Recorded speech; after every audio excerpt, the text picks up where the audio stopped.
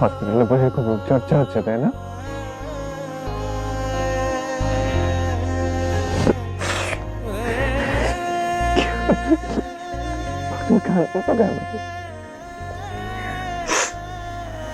তোমাকে দেখে খুশিতে কাঁদতেছি।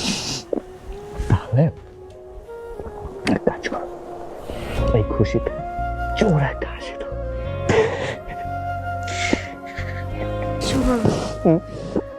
হসপিটালে শুয়ে থাকতে না আর ভালো লাগছে না। আমি জানতাম তুমি আসলে সব ঠিক হয়ে যাবে। বাবাকে কতবার বললাম, বাবা আমার কথাই শোনে না।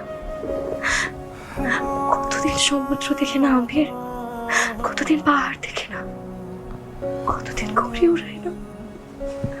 চলো না কক্সবাজার যাই। কক্সবাজারের টিকিট পাওয়া যাবে না, যাই কাজ করি আমি। চলে যাবো। Please please please please please please please please please এত অস্থির হয় না, প্লিজ প্লিজ একদম অস্থির হয় না।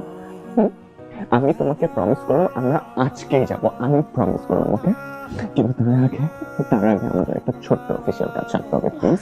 আবার কি অফিসিয়াল কাজ? বলছি বলছি বলছি বলছি আমি বলছি, তুমি চোখটা বন্ধ করো, তারপর বলছি। কেন চোখ বন্ধ করতে হবে? Please Raisa, please. আচ্ছা, এই যে চলো। চোখ বন্ধ করতে বলো। রাইসা, চোখ খোলো। Will you marry me? কি হলো?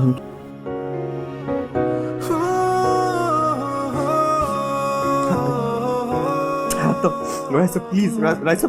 না, বিয়েটা হয় না। আমার জন্য তুমি কেন নিজের জীবন নষ্ট করবা? আমার জীবন তো নষ্ট করিয়ে গেছে রাইসা। আমার জীবন নতুন করে নষ্ট করার কিছু নাই।